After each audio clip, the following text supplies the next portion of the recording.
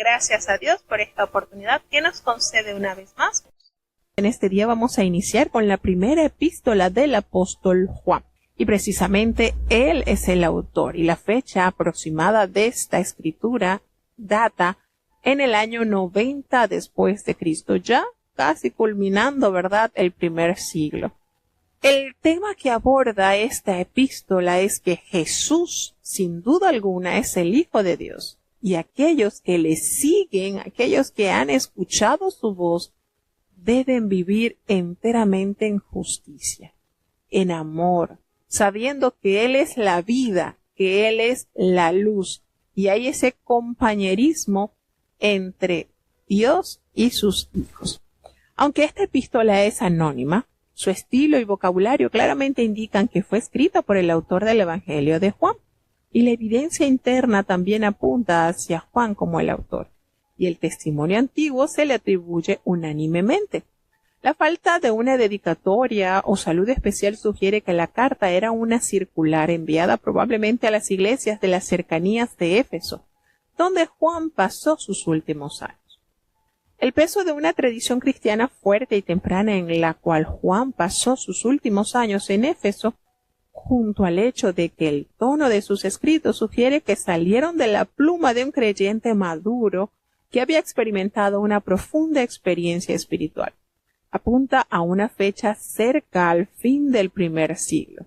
Además, el carácter de la herejía que se combate en la carta apunta a la misma época, alrededor del año 90 después de Cristo. Juan enfatiza que escribió para dar seguridad sobre la vida eterna a aquellos que creéis en el nombre del Hijo de Dios.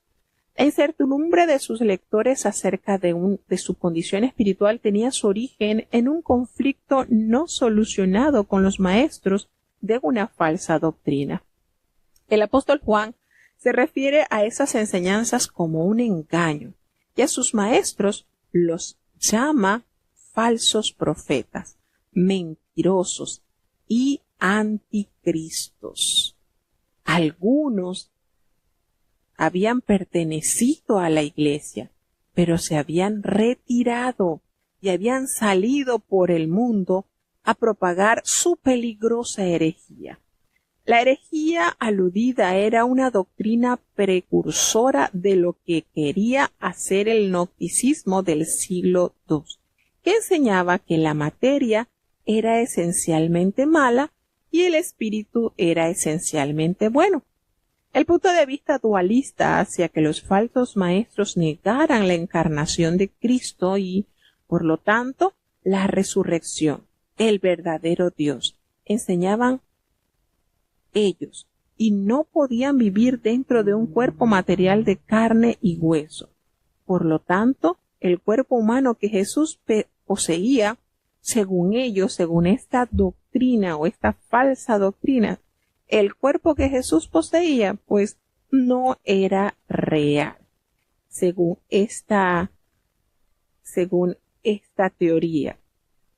Es decir, ellos negaban la encarnación de Cristo y por lo tanto también negaban la resurrección. Y el verdadero Dios, enseñaban ellos, no podía vivir dentro de un cuerpo material de carne y hueso, según los gnósticos. Es decir, estaban echando abajo la obra de Cristo, de haber venido en carne, de haber sufrido en carne el sacrificio en la cruz y de haber resucitado en carne. Todo esto lo echaba a un lado esta herejía. Por lo tanto, según ellos, el cuerpo humano que Jesús poseía, pues no era real, sino solo aparente. Y Juan escribió vigorosamente contra este error, pues ¿cómo podemos echar a un lado las teorías de mentira a través de la verdad? La palabra de Dios es verdad. Y eso fue precisamente la herramienta usada por los apóstoles para combatir las herejías que surgían. También enseñaban que debido a que el cuerpo humano era solo una envoltura del espíritu y debido a que nada de lo que el cuerpo podía hacer afectaba al espíritu, las distinciones éticas dejaban de ser relevantes. Por lo tanto, no pecaban. Y Juan refutó estos errores con indignación. El gnosticismo, recordemos que es una palabra derivada del griego gnosis, que significa conocimiento. Ahora, los gnósticos más tarde enseñaron que la salvación se alcanzaba por medio de la iluminación mental, la cual descendía solo sobre un grupo selecto de iniciados en las cosas espirituales y no sobre los cristianos ordinarios.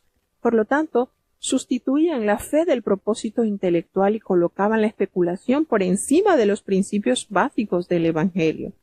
Ante estas enseñanzas, el apóstol Juan reaccionó vigorosamente y declaró que no existe revelación alguna reservada a unos pocos intelectuales y que todo el cuerpo de los creyentes es poseedor de las enseñanzas apostólicas. El objetivo del apóstol al escribir la epístola era exponer la herejía de los falsos maestros y confirmar la fe de los verdaderos creyentes. ¿Cuáles son las características que envuelven esta carta? Hay grandes similitudes entre el Evangelio de Juan y esta epístola. En esta, el tono es fraternal y paternal, lo cual refleja la autoridad que dan los años y el apostolado. El estilo es informal y personal, lo que revela la íntima relación del apóstol con Dios y con su pueblo. ¿Qué contiene? ¿Qué podemos observar de contenido en esta carta? Bueno, hay varias advertencias contra la herejía, que es lo que nos debe alertar. En Primera de Juan hace énfasis en temas tales como el amor, la luz, el conocimiento y la vida, y estas ideas principales se repiten a través de toda la carta. El tema del amor se presenta como nota dominante. Poseer amor es una clara evidencia de que se es cristiano, y la falta de amor indica que se está en las tinieblas. El apóstol afirma que Dios es luz y el compañerismo con Él hace que se camine en la luz y en verdadero compañerismo con los otros creyentes.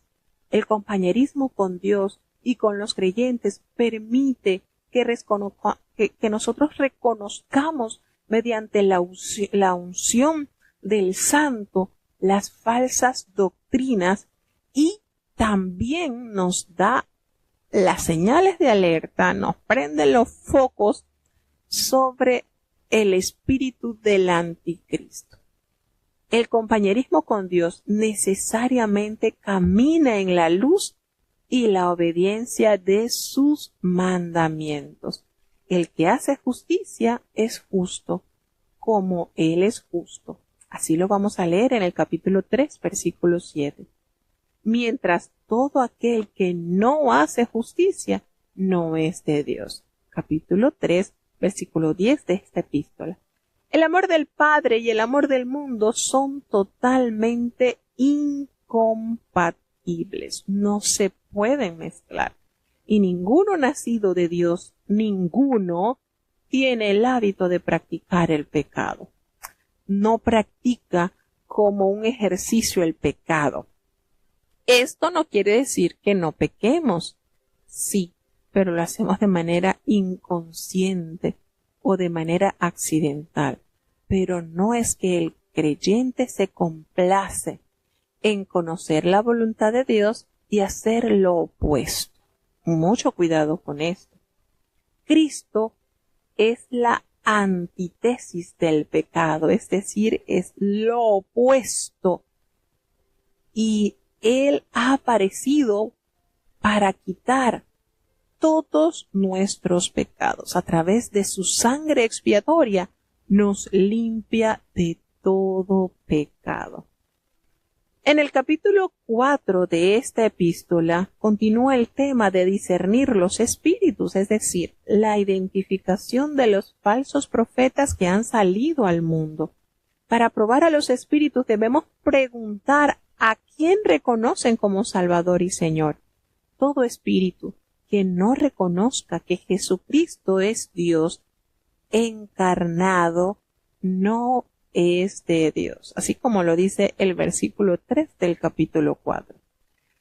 Finalmente, esta epístola termina con el testimonio de Jesús, el Hijo de Dios. Jesús es el que vino y el título oficial de él es el Mesías, aquel que viene o aquel que ha de venir.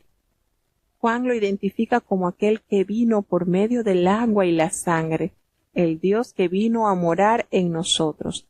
En fin, el Verbo hecho carne.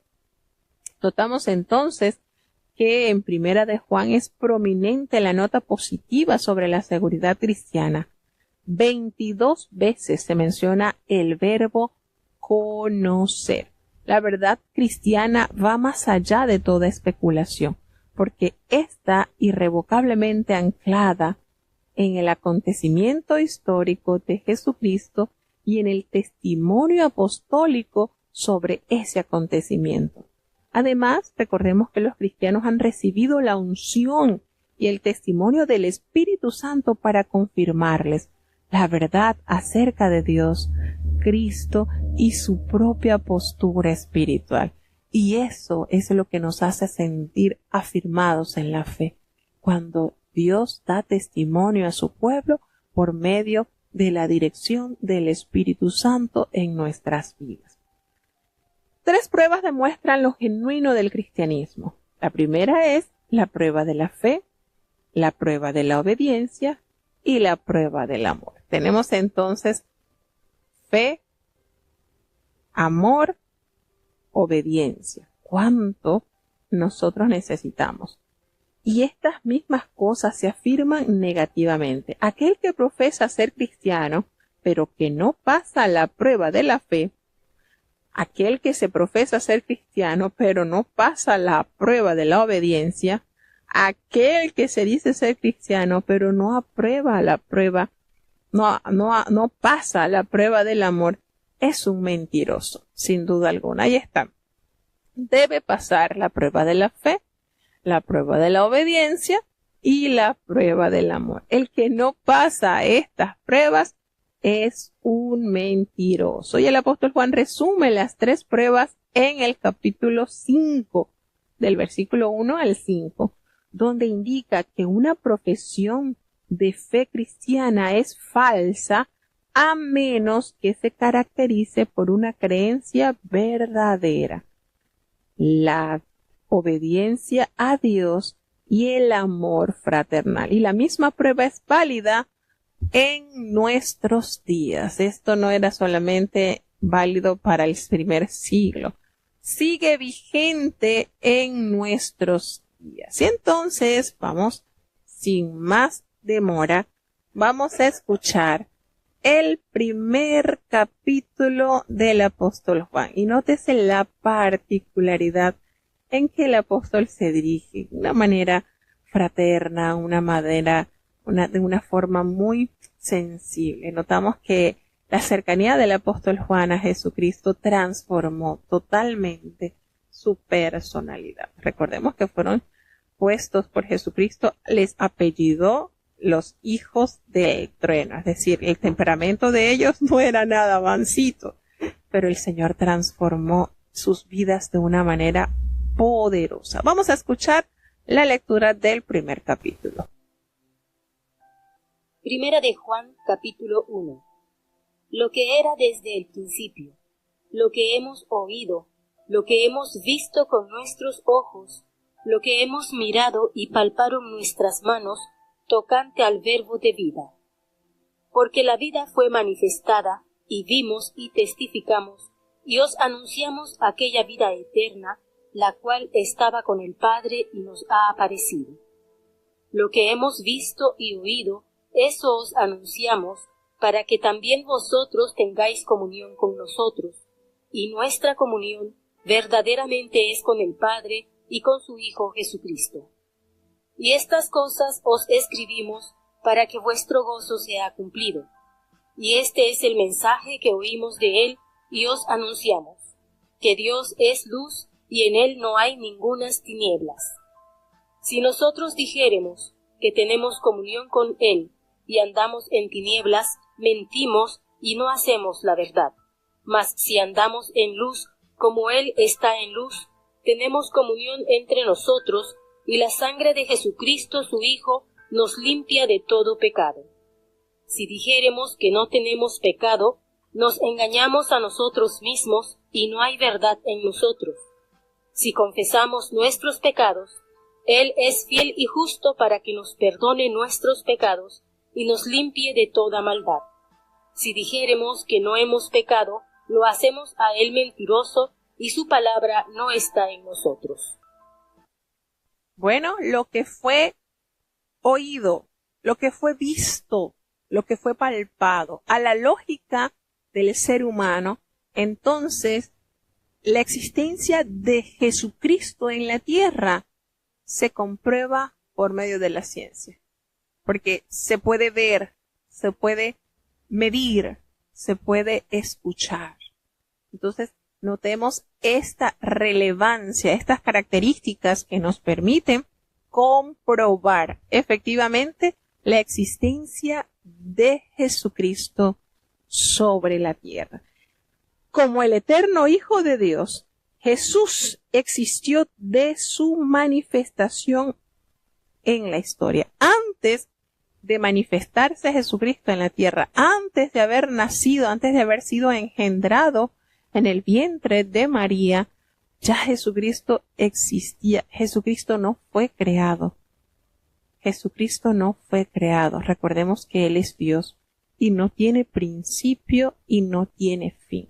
Si nosotros dijéramos que Jesucristo fue creado por el Padre, estaríamos cayendo en un error garrafal. Varias denominaciones afirman que Jesucristo fue creado por el Padre. Y eso no lo enseña la palabra. Jesucristo no fue creado. Jesucristo es Dios. No tuvo principio, no tuvo fin.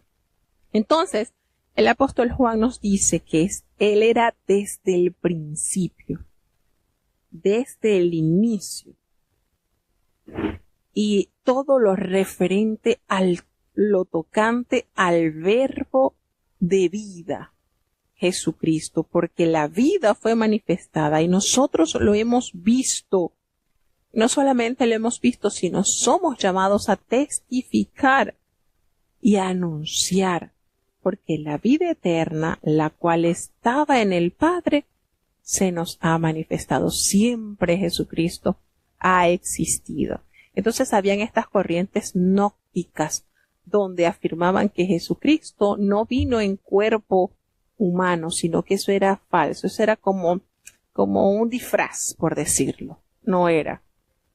Y todas estas corrientes que estaban haciendo que muchos fuesen confundidos, se contrarrestan por medio de la palabra de Dios. Y aquí entonces el efecto del apóstol al escribir esta carta que nos permita confirmar y afirmar la verdadera fe en lo que hemos creído. ¿Por qué el Señor nos hace referencia que nuestra comunión verdaderamente con el Padre y con su Hijo Jesucristo? Por esta razón, por esta necesidad, el apóstol nos escribe para que ese gozo que hemos recibido al aceptar al Hijo de Dios como nuestro Salvador sea cumplido. Porque hay comunión con Él y unos con otros. Y este es el mensaje que nosotros hemos oído de Él. El apóstol habla porque sencillamente estuvo cerca, aún en la crucifixión. El apóstol Juan estuvo cerca de Jesucristo. Y esto ellos lo anuncian, pues Dios es luz. No hay ninguna tiniebla en Él. Es decir, no se presta un escenario para confusión. En el Señor no hay confusión. Todo está claro. todo es visible, todo es palpable. Si nosotros decimos, dice el apóstol, si nosotros afirmamos que tenemos comunión con Él, pero andamos en tinieblas, en confusión, en maldad, pues estamos siendo arrastrados por la mentira. No practicamos el verdadero conocimiento en Dios. Y nuestro caminar en luz es una prueba de comunión con Dios. Como luz, pues Dios se revela en su perfecta santidad y en su perfecta majestad, debido a que la vida en su compañía es una constante limpieza de pecados por la sangre de Jesucristo, y también involucra la relación de unos con otros, lo cual indica que caminar en la luz es vivir responsablemente tanto ante Dios como ante los seres humanos. Nosotros no podemos alardear de que estamos con Dios, que Dios está con nosotros, si no soportamos a nuestro hermano, si no soportamos al que está a nuestro lado. No podemos alardear de una falsa comunión, porque el que camina con Dios, el que anda realmente en la luz, refleja la luz de Cristo. Pero si nosotros andamos en luz, como Él está en la luz, tenemos entonces esa armonía, esa comunión, porque pese a que hayan fricciones entre la hermandad, la sangre de Jesucristo nos limpia de todo pecado, aceptando nuestros errores y corrigiéndolos. Esa sangre, hermanos, preciosa, es su sangre sacrificial, es el agente para la limpieza, para el perdón y para la redención. Si nosotros decimos que no tenemos pecado, no, porque es que ya nosotros somos perfectos, no tenemos pecado, resulta que estamos cayendo en un campo minado. Somos mentirosos. Nosotros no estamos aceptando. Mientras estemos en este cuerpo, estamos de constante al mal. Pero esto no quiere decir que lo hacemos a propósito, que nos deleitamos, sino que sí, somos frágiles. Triste y lamentablemente somos de una materia muy frágil. Y sí podemos ofender a Dios, ofender a nuestro hermano, ofender a nuestro compañero de lucha. Y eso es un pecado. Pero bendito sea la intervención de Cristo, que nos limpia, que intercede por nosotros, para que nosotros sigamos avanzando en esta profesión. Así que si nosotros confesamos nuestro pecado, si nosotros admitimos que nos equivocamos, ¿cuál es la reacción del Señor? Hermano, Él es fiel, Él es fiel, Él es justo y nos perdona y nos limpia de toda maldad. Si nosotros decimos que nosotros no hemos pecado, entonces le hacemos a Él mentiroso. Y eso indica que la palabra de Él no radica en nosotros. Entonces, perseverar en el falso orgullo que niega que somos pecadores equivale no solamente a engañarnos a nosotros mismos, sino a acusar a Dios de mentiroso, ya que su palabra declara la universalidad del pecado. Sin embargo, hermanos, cuando nosotros confesamos nuestros pecados, es un prerequisito para recibir la remisión y el perdón del Señor. Necesitamos reconocer que somos pecadores, sí, pecadores, pero arrepentidos, que hemos entendido nuestra insuficiencia y hemos reconocido la grandeza salvadora del Hijo de Dios. ¿Seguimos avanzando? Primera de Juan, capítulo 2. Hijitos míos, estas cosas os escribo para que no pequéis. Y si alguno hubiere pecado, abogado tenemos para con el Padre, a Jesucristo el justo. Y Él es la propiciación por nuestros pecados, y no solamente por los nuestros, sino también por los de todo el mundo. Y en esto sabemos que nosotros le hemos conocido, si guardamos sus mandamientos. El que dice, yo le he conocido, y no guarda sus mandamientos, el tal es mentiroso y no hay verdad en él. Mas el que guarda su palabra, la caridad de Dios está verdaderamente perfecta en él. Por esto sabemos que estamos en él. El que dice que está en él, debe andar como él anduvo. Hermanos, No os escribo mandamiento nuevo, sino el mandamiento antiguo que habéis tenido desde el principio. El mandamiento antiguo es la palabra que habéis oído desde el principio. Otra vez os escribo un mandamiento nuevo, que es verdaderamente en él y en vosotros, porque las tinieblas son pasadas, y la verdadera luz ya alumbra. El que dice que está en luz y aborrece a su hermano, el tal aún está en tinieblas todavía. El que ama a su hermano está en luz y no hay tropiezo en él. Mas el que aborrece a su hermano está en tinieblas y anda en tinieblas y no sabe a dónde va, porque las tinieblas le han cegado los ojos. Os escribo a vosotros, hijitos, porque vuestros pecados os son perdonados por su nombre. Os escribo a vosotros, padres, porque habéis conocido a aquel que es desde el principio. Os escribo a vosotros, mancebos, porque habéis vencido al maligno. Os escribo a vosotros, hijitos, porque habéis conocido al Padre. Os he escrito a vosotros, padres, porque habéis conocido al que es desde el principio. Os he escrito a vosotros, mancebos, porque sois fuertes, y la palabra de Dios mora en vosotros, y habéis vencido al maligno. No améis al mundo ni las cosas que están en el mundo. Si alguno ama al mundo, el amor del Padre no está en él. Porque todo lo que hay en el mundo, la concupiscencia de la carne, y la concupiscencia de los ojos, y la soberbia de la vida, no es del Padre, mas es del mundo. Y el mundo se pasa y su concupiscencia, mas el que hace la voluntad de Dios permanece para siempre. Hijitos, ya es el último tiempo, y como vosotros habéis oído que el anticristo ha de venir, así también al presente han comenzado a ser muchos anticristos, por lo cual sabemos que es el último tiempo. Salieron de nosotros, mas no eran de nosotros, porque si fueran de nosotros hubieran cierto permanecido con nosotros, pero salieron para que se manifestase que todos no son de nosotros. Mas vosotros tenéis la unción del Santo y conocéis todas las cosas. No os he escrito como si ignoraseis la verdad, sino como a los que la conocéis, y que ninguna mentira es de la verdad. ¿Quién es mentiroso sino el que niega que Jesús es el Cristo? Este tal es anticristo, que niega al Padre y al Hijo. Cualquiera que niega al Hijo, este tal tampoco tiene al Padre.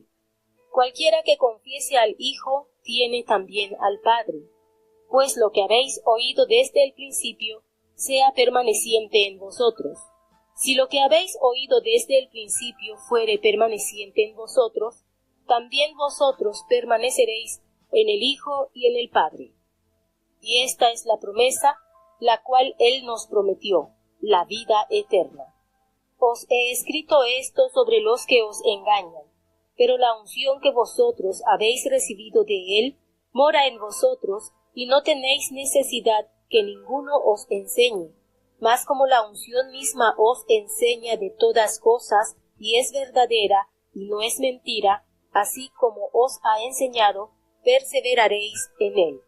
Y ahora, hijitos, perseverad en él, para que cuando apareciere, tengamos confianza y no seamos confundidos de él en su venida. Si sabéis que él es justo, sabed también que cualquiera que hace justicia es nacido de él. Bueno, nótese cómo la palabra ha sido escrita para admonición, para corrección, para consejos que nos permitan gradualmente dirigirnos sin mayor confusión por medio de la palabra de Dios, acercándonos fielmente a su voluntad.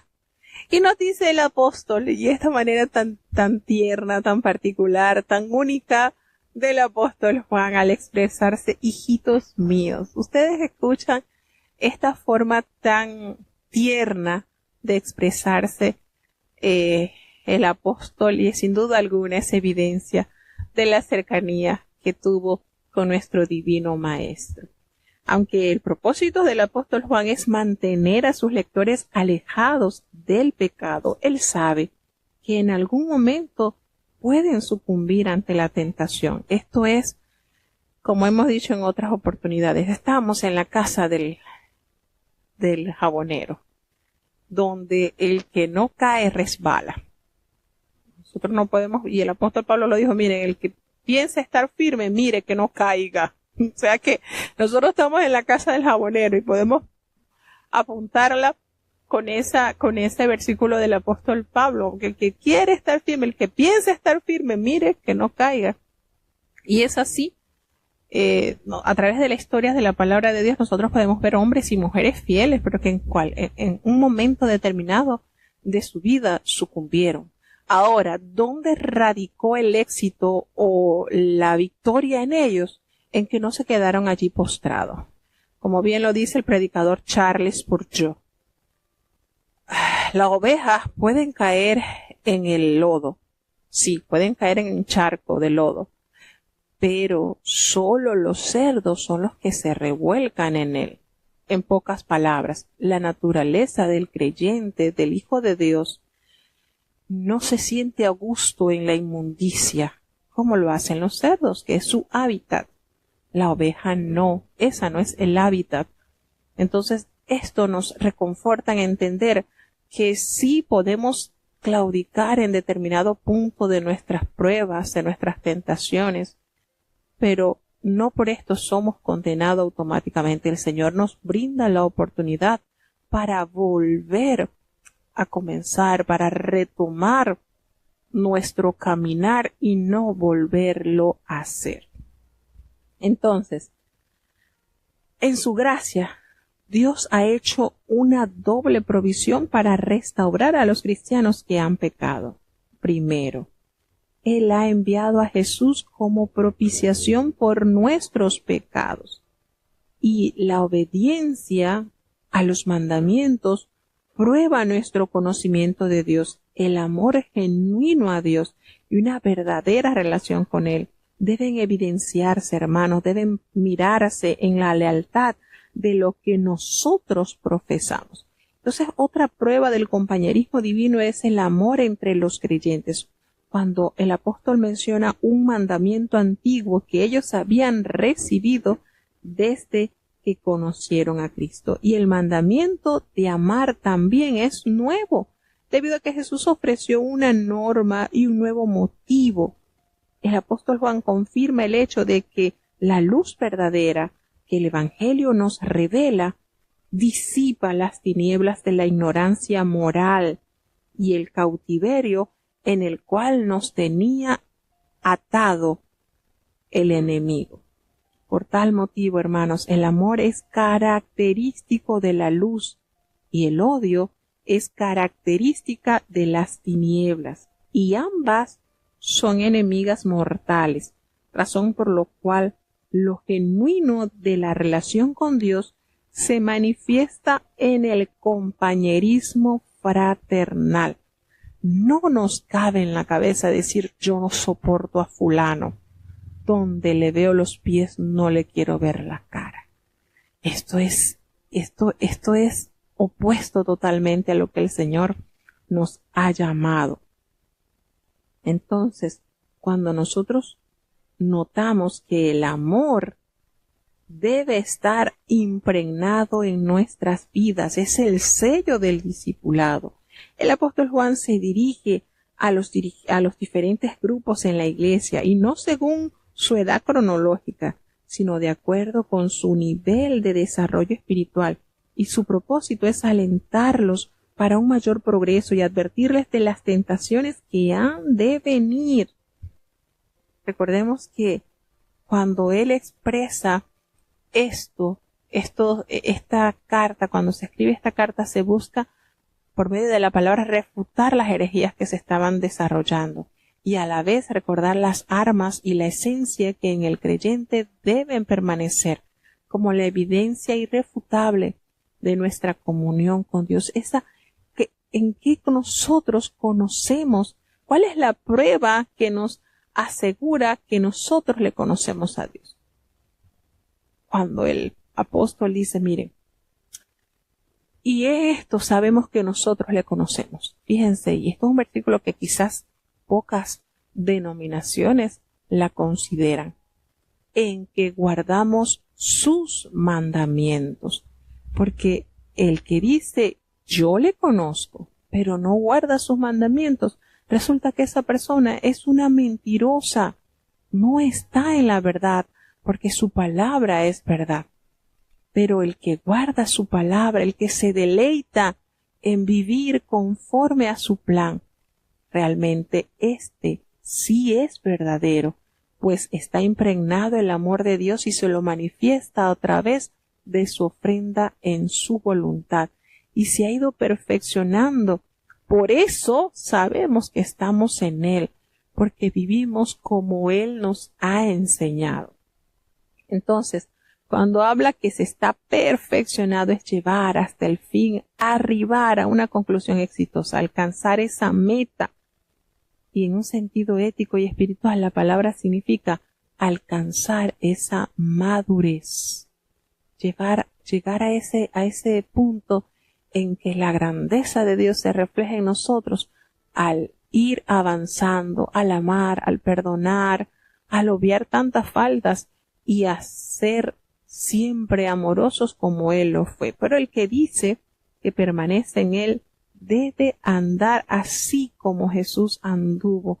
¿Cómo anduvo el Señor? Haciendo lo bueno, Señor, predicando, sanando, llevando la buena de salvación, perdonando, restituyendo aún a aquellos que le ofendían y que le herían. Hermanos, y le dice, hermanos, yo no les voy a escribir un mandamiento nuevo, sino ese mandamiento antiguo que ustedes han conocido desde el principio. Y este mandamiento es esa palabra que ustedes han oído desde el principio. Sin embargo, yo les voy a escribir un nuevo mandamiento. Es verdadero en Él y en nosotros, porque ya en sus vidas las tinieblas han pasado y ahora están en la luz verdadera que nos alumbra. El que dice que está en la luz, pero que aborrece a su hermano, lamentablemente ese no ha llegado a la luz verdadera. Sigue cimentado en las tinieblas. Qué triste, ¿verdad?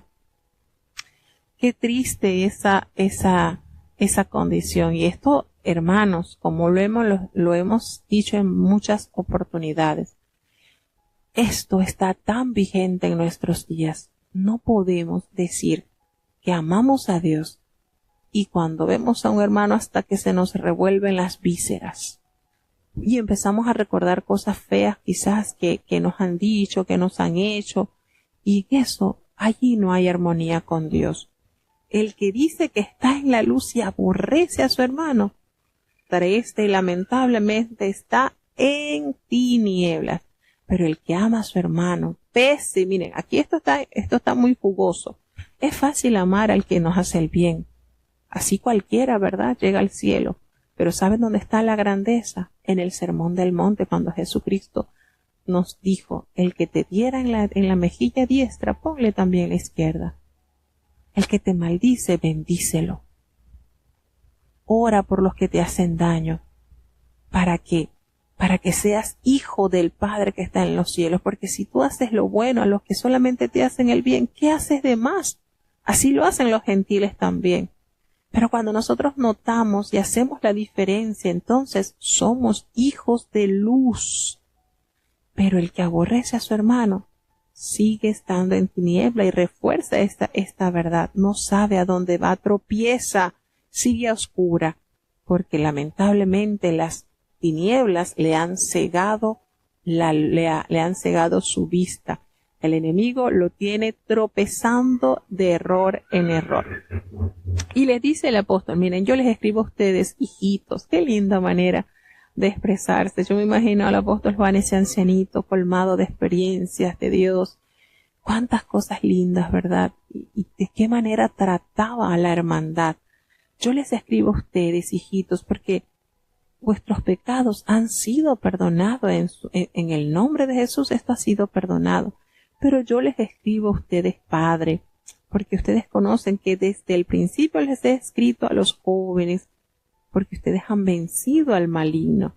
Y también le escribo a ustedes, hijitos, porque ustedes han conocido al Padre. Aquí realzando de acuerdo, pues, a su nivel espiritual, los triunfos que el Señor les ha concedido. Y les escribo a ustedes, Padre, porque ustedes han conocido desde el principio. También le escribe a los jóvenes porque son fuertes. Qué linda característica para la juventud, ¿verdad? Y la palabra de Dios es la que nos hace fuerte cuando permanece en nosotros, y eso nos concede y nos permite vencer al maligno. Y viene este hermoso consejo que debemos de abrazarlo. No améis al mundo ni las cosas que están en el mundo. Si alguien ama al mundo, esto confirma que el amor del Padre no está en él. El mundo no se refiere a la creación física, sino a la esfera del mal que funciona bajo el dominio de Satanás en nuestro mundo. Este versículo, ¿cómo no tomarlo para nuestro diario vivir? No ames el mundo, ni lo que el mundo ofrece. ¿Por qué? Él nos da la respuesta, porque todo lo que hay en el mundo, los deseos de la carne, los deseos de los ojos y la vanagloria de la vida, esto no desciende del Padre, sino del mundo. ¿Y saben qué? Nos revela esta verdad. El mundo pasa y los deseos también pasan. Ay, pero el que hace la voluntad de Dios tiene permanencia para siempre. Hijitos, ya es el último tiempo y según ustedes ya han oído que ya el anticristo viene. Si ahora han surgido muchos anticristos, por eso conocemos que el último tiempo está cerca. Entonces, nótese esto que nos detalla el apóstol Juan en el versículo 16, cuando enumera los deseos de la carne, los deseos de los ojos y la vanagloria de la vida. Y esto nosotros lo conectamos directamente con la tentación, la cual experimentó Eva cuando se le ofreció el fruto, el deseo de la carne, al ver lo que era gustoso, y esa vanagloria de haber pensado que sería igual a Dios. Esto es lo que nos ofrece el enemigo. A Jesucristo también se le presentó esto mismo en la tentación en el desierto. El deseo de comer, el deseo de los ojos al ver tanta riqueza y también la vanagloria de la vida, a caer, a adorar al enemigo. Y el Dios Todopoderoso Jesucristo venció esta tentación en la cual Eva sucumbió e hizo sucumbir a su marido. Y nos dice entonces que viene el anticristo y la escatología. Recordemos que la escatología es la parte de la teología que nos revela los acontecimientos del fin de los tiempos. Ese aspecto de la doctrina bíblica que trata sobre las últimas cosas.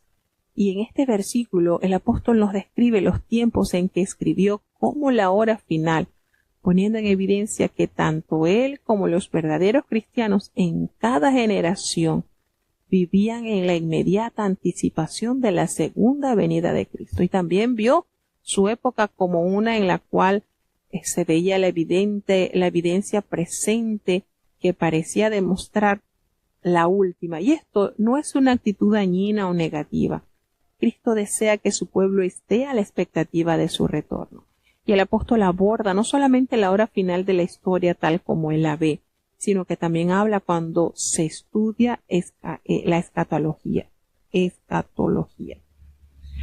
espíritu del anticristo, lo que se conoce como la gran tribulación, la restauración de la nación de Israel y el reino milenario de Cristo sobre la tierra están dentro de toda la temática que la Biblia describe como las últimas cosas. Y la Biblia dice que estas cosas ocurrirán, pero no aclara cuándo sucederán, y en muchos de los casos no nos ofrece de forma concluyente la secuencia o la manera exacta en que estos hechos se cumplirán. Ahora, la Biblia no adopta ningún punto de vista concluyente acerca de estos temas o asuntos que podamos decir, bueno, en orden así. El estudiarlo hay que extraer de los versículos de diferentes libros, de diferentes textos de la profecía del Antiguo como del Nuevo, y esto es amplio para estudiar sobre los últimos acontecimientos del fin. Aquí el apóstol Juan nos da como un pincelazo sobre una de las evidencias claras que se acerca la llegada de Jesús, el anticristo. Nos dice entonces que el apóstol de estos anticristos no es que vinieron de afuera, sino que salieron de nosotros, expresa, pero es que ellos no eran de nosotros, porque si realmente hubiesen sido de nosotros, ellos habrían permanecido en la fe. Pero ellos han salido pues para que se manifieste que no todos son para salvación. Y en otra prueba de la verdadera comunión con Dios, ¿verdad? Nos damos cuenta que el apóstol Juan distingue entre herejes y creyentes genuinos y describe la naturaleza y la consecuencia de la herejía. Y recuerda a sus lectores los recursos que disponen para enfrentarle. ¿Cuáles son esos recursos? Él expresa: vosotros tenéis la unción del Santo y conocéis todas las cosas. Y eso es lo que nos afirma en él. Hermanos, hay instituciones tan organizadas, tan llenas de cosas atractivas, pero ¿de qué nos sirve si no tenemos el Espíritu Santo? Aquí el apóstol Juan nos dice: ustedes tienen la unción del Santo. Y yo no los estoy escribiendo como si ustedes ignorasen la verdad, si ustedes la conocen, porque saben que ninguna mentira procede de la verdad. ¿Quién es el mentiroso sino el que niega que Jesús es el Cristo? Este es anticristo, el que niega al Padre y niega al Hijo. Entonces, batallando contra estas fuertes herejías que se levantaban en el primer siglo y que continuaran en el segundo siglo, les expresa: todo aquel que niega que Jesucristo es el Hijo es un anticristo. Está refutando la obra redentora del Salvador. Todo aquel que niega al Hijo tampoco tiene al Padre, pero el que lo confiesa tiene al Padre.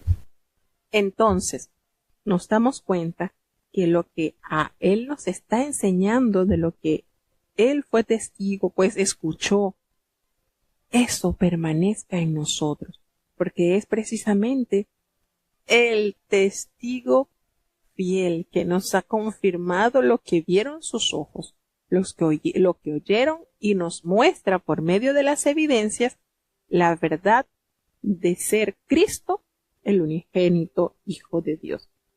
Entonces, el último, en comparación con los falsos maestros que reclaman poseer un conocimiento superior, los verdaderos cristianos comprenden las realidades espirituales gracias a la luz del Espíritu Santo. Y es un error característico de estos herejes, era su rechazo de la encarnación, lo cual daba lugar a un evangelio permeado de misticismo y obstruía la verdadera comprensión del Padre y la relación personal con el Hijo. Hay dos cosas que protegerían a los lectores de caer bajo las seductivas enseñanzas de estos herejes, y la primera era mantener constantemente junto a la verdad de Cristo, la cual también habían recibido de los apóstoles, y la segunda, la unción del Espíritu Santo, cuyo poder iluminador nos ayudará a distinguir la verdad del error. Recibir conocimiento espiritual bajo la dirección del Espíritu Santo es conocer la verdad de una forma que las enseñanzas humanas no pueden proveer. El pasaje no es un argumento en contra del ministerio de la enseñanza, no, sino un énfasis que solo el Espíritu Santo es capaz de traer revelación al corazón humano, porque precisamente fue el Espíritu Santo quien inspiró a estos grandes santos de Dios, y es Él, el mismo Espíritu, que nos revelará la verdad sin ningún tipo de confusión. Por eso expresa entonces el apóstol Juan: la unción que vosotros recibisteis de Él permanece en vosotros, y no tenéis necesidad de que nadie os enseñe, así como la unción misma os enseña todas las cosas y es verdadera. Y no hay mentira. No hay mentira. ¿Qué nos conviene a nosotros? Permanecer en Él. Ahora, hijitos, permaneced en Él, para que cuando se manifieste, nosotros tengamos esa confianza, para que en su venida no nos alejemos de Él, así avergonzados. Así que nos conviene a nosotros vivir en justicia, naciendo de esa fe que el Señor nos ha concedido tener. Primera de Juan, capítulo 3. Mirad cuál amor nos ha dado el Padre, que seamos llamados hijos de Dios. Por esto el mundo no nos conoce, porque no le conoce a Él. Muy amados, ahora somos hijos de Dios, y aún no se ha manifestado lo que hemos de ser, pero sabemos que cuando Él apareciere, seremos semejantes a Él, porque le veremos como Él es. Y cualquiera que tiene esta esperanza en Él, se purifica como Él también es limpio. Cualquiera que hace pecado, traspasa también la ley, pues el pecado es transgresión de la ley. Y sabéis que Él apareció para quitar nuestros pecados, y no hay pecado en Él. Cualquiera que permanece en Él, no peca. Cualquiera que peca, no le ha visto ni le ha conocido. Hijitos, no os engañe ninguno. El que hace justicia es justo, como Él también es justo. El que hace pecado es del diablo, porque el diablo peca desde el principio.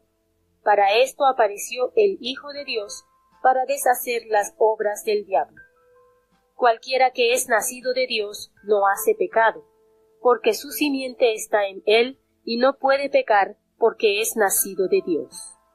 En esto son manifiestos los hijos de Dios y los hijos del diablo.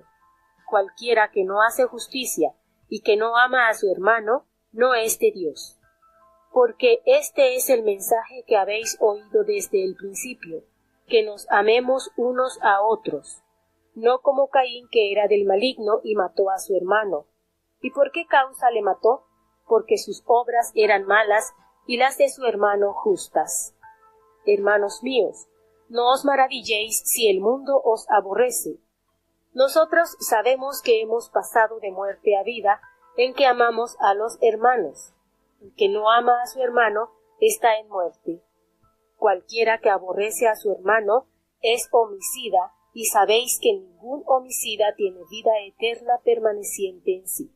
En esto hemos conocido el amor, porque Él puso su vida por nosotros. También nosotros debemos poner nuestras vidas por los hermanos.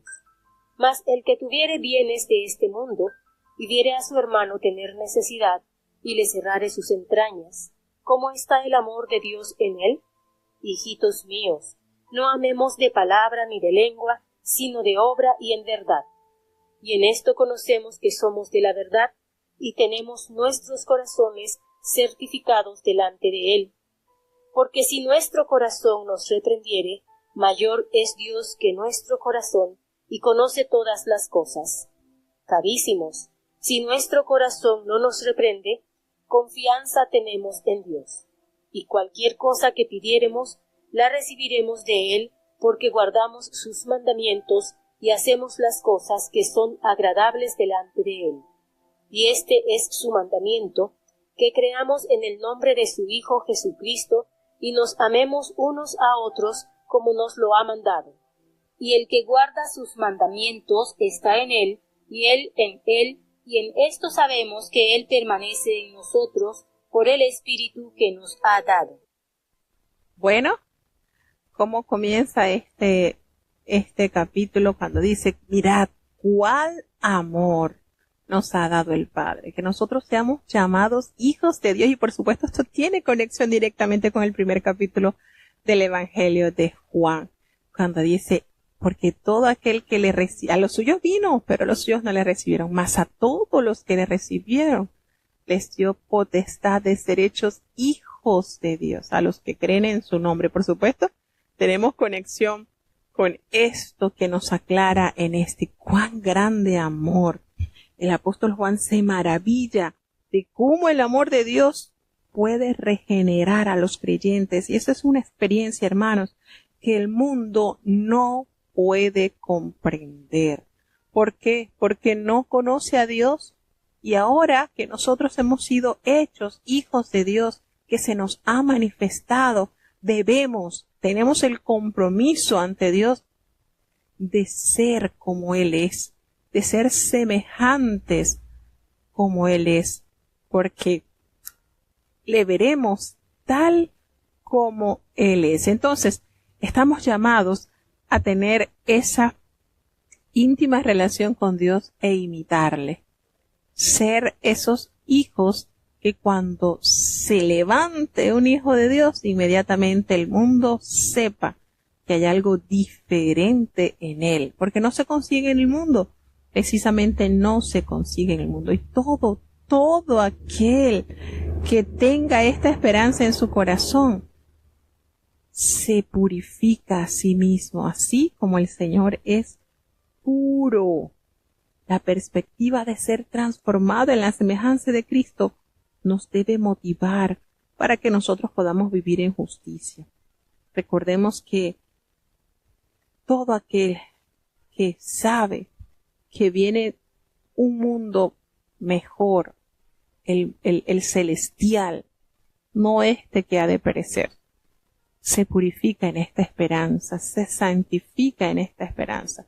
Todo aquel que tiene esta esperanza no se distrae. Y aquí hace una explicación. Todo aquel que comete pecado infringe también la ley, pues el pecado es la infracción de la ley. Y precisamente en este versículo 4 de Primera de Juan, capítulo 3, nos define el pecado tal como él es.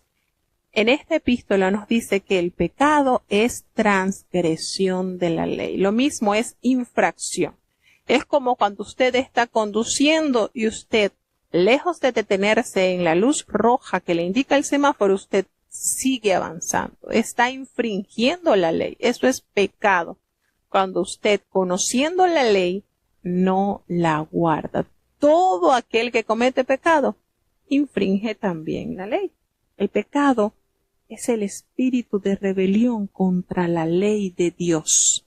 Es la resistencia a sujetarse a la voluntad divina del Padre.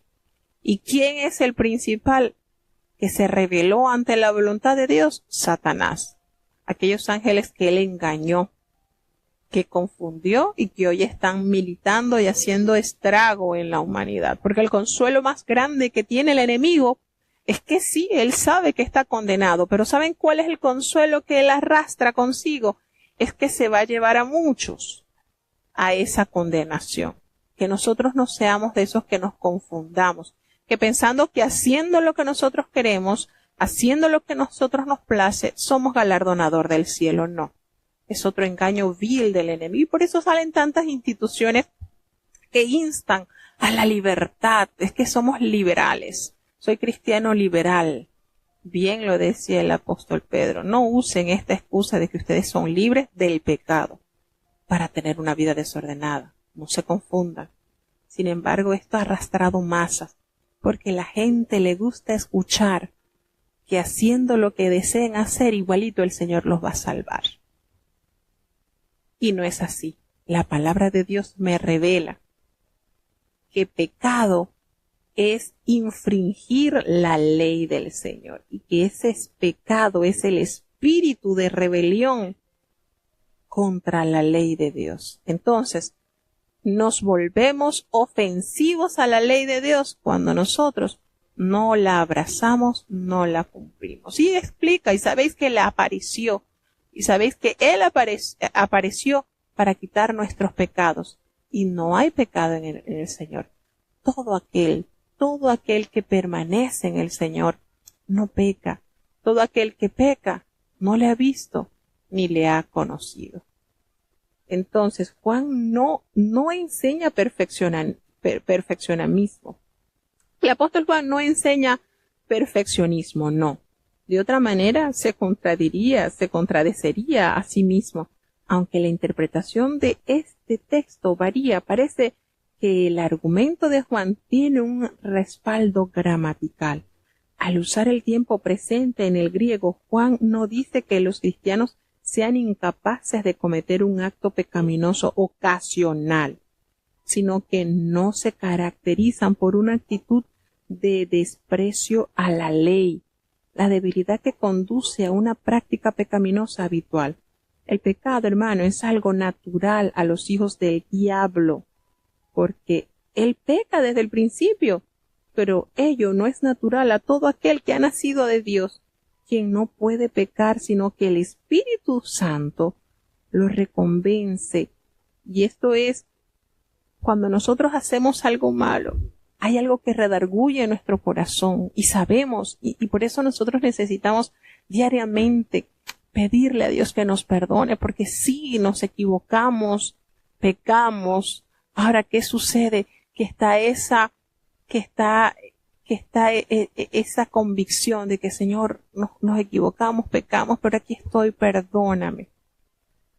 Eso es lo que nos hace a nosotros estar bajo esa misericordia y esa gracia, que siempre reconocemos que estamos constantes a equivocarnos, a fallarle a Dios, pero lo reconocemos.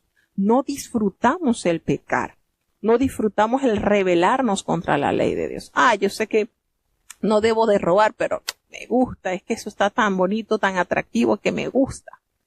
Voy a hacerlo y después pido perdón. No, así no funciona. Señores, es no hacerlo con ese deleite. Nos equivocamos, claro que sí, claro que pecamos, pero no lo hacemos de manera que es práctica diaria en nuestras vidas. Entonces nos sigue enseñando el apóstol que en esto se manifiestan los hijos del diablo. Fíjense, habla de los hijos de Dios y habla de los hijos del diablo. ¿Quiénes son los hijos del diablo? Todo aquel que no hace justicia, que no ama a su hermano, no es de Dios. Porque este es el mensaje que nosotros hemos oído desde el principio, que nos amemos unos a otros así como el Señor nos ha amado. Y coloca como ejemplo, se va a la historia del principio. Caín era del maligno, mató a su hermano. ¿Y por qué lo mató? Porque sus obras eran malas y las de su hermano eran justas, y eso le llenó de celo, de envidia, de codicia, y lo mató. Hermanos míos, no os extrañéis si el mundo os aborrece. No nos sintamos mal, al contrario, sintamos bien que somos rechazados por el mundo, porque no hay armonía con nosotros y el mundano y las cosas vanas. No nos pongamos tristes, al contrario, sintámonos gozosos, porque estamos aquí siendo rechazados por el mundo porque no somos del mundo. Nosotros sabemos que hemos pasado de muerte a vida. ¿No les parece gloriosa esta revelación de la palabra? Que éramos tiniebla y hemos sido llamados a la luz, que éramos pueblo, que no éramos pueblo y que ahora somos pueblo, que la muerte ha sido derrotada por Cristo y nos ha dado vida. Así que, hermanos, debemos entonces permanecer en unión fraternal. El que no ama a su hermano, triste y lamentablemente, permanece en muerte. Todo aquel que aborrece a su hermano, nada más y nada menos que tiene la etiqueta de homicida. ¿Ustedes saben lo que es un homicida? Es homicida, y sabéis que ningún homicida tiene vida eterna permanente en el Señor. El amor a los hermanos y hermanas en la fe es tan característico de la nueva naturaleza de los creyentes como el vivir en justicia. Recordemos que aborrece, homicida, nos hace recordar a lo que expresó Cristo en el sermón profético. El que dice raca a su hermano es reo de muerte, el que le llama necio. Fíjense, todo esto no es capricho del apóstol Juan, es recordar lo que Jesucristo nos enseñó en el sermón profético. Tengamos mucho cuidado porque el enemigo es sutil y pone en nosotros ese sentir de ver a nuestro hermano como nuestro enemigo, y no es así. Hemos sido adoptados por el mismo Padre. Por tal motivo tenemos la alianza de caminar juntos hacia la patria del alma. Pero nos expresa el amor en acción. Y en esto nosotros hemos conocido el amor, en que Él puso su vida por nosotros. Y también nosotros debemos poner nuestra vida por nuestros hermanos. Fíjense cómo nos muestra la actitud que tienen los hijos del diablo y la actitud que debemos tener los hijos de Dios. Pero el que tiene bienes de este mundo y ve a su hermano tener necesidad y cierra contra él su corazón, ¿cómo muere el amor de Dios en él? Y esto nos hace recordar lo que nos enseñaba el apóstol Santiago. ¿Cómo tú le vas a decir a tu hermano, anda, ve, caliéntate, teniendo tú con qué cubrirlo? O anda, come, teniendo tú con qué alimentarlo. ¿Cómo? No podemos. Estamos llamados a ser el brazo ejecutor de la misericordia de Dios en la tierra. Hijitos míos, no nos amemos de palabra. Suena muy poético y muy bonito. Pero si no acompañamos nuestras palabras con nuestros hechos, somos mentirosos. Así que en esto conocemos que somos de la verdad cuando nuestro corazón desborda en acción que comprueba el amor de Dios en nuestras vidas. Pero si nuestro corazón nos reprende, mayor es nuestro corazón. Y Dios es mayor que nuestro corazón y el Señor sabe lo que hay en nuestro corazón. Hermanos, si nuestro corazón no nos reprende, confianza tenemos en Dios. Cualquier cosa que pidiéramos, la recibiremos de Él, del Señor. ¿Saben por qué? Porque guardamos sus mandamientos y hacemos las cosas que le son agradables al Señor. ¿Y cuál es el mandamiento que el Señor nos ha dado? Que creamos en el nombre de su Hijo Jesucristo y que nos amemos unos a otros, así como Él nos ha enseñado. Fíjense, por eso se conoce el apóstol Juan como el apóstol del amor, porque saboreó el amor de Jesús, disfrutó del perdón y entendió que es la esencia de la fe, del caminar con Cristo. Sencillamente se fundamentó en el amor, en el buscar el bien de nuestro hermano, y eso lo hizo Jesucristo al buscar que nosotros, pese a nuestros pecados, también tengamos herencia con Él. Y Él es nuestro hermano. Recordemos que la palabra de Dios nos dice que nosotros somos coherederos de Cristo en la patria celestial. Así que, hermanos, sigamos disfrutando de las grandezas de su palabra, llenémonos de esa presencia divina y que vivamos enteramente conforme a la voluntad de Dios.